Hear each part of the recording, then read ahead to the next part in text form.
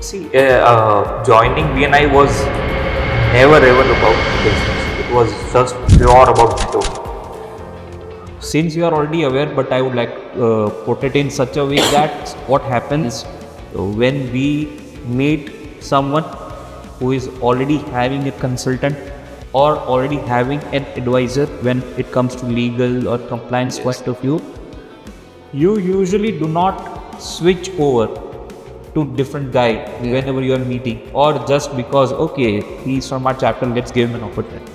It's never that. So the approach that we took was, okay, we do not want to buzz into your already going on business. Let's meet up. Is there something that I can help you with, or is there something that you're looking to like fix in terms of SOPs, or in terms of setting up a system where it is smoother for you when it comes to compliances, or when it comes to having operational SOPs. So that is where we just help them, giving away, like quick bites or something, helping them with very small things, even if it is like a terms and conditions on a quotation or an invoice, or drafting a very little details. So that was our niche. Oh, wow. So that helped us to Build that trust. build that trust. Yes.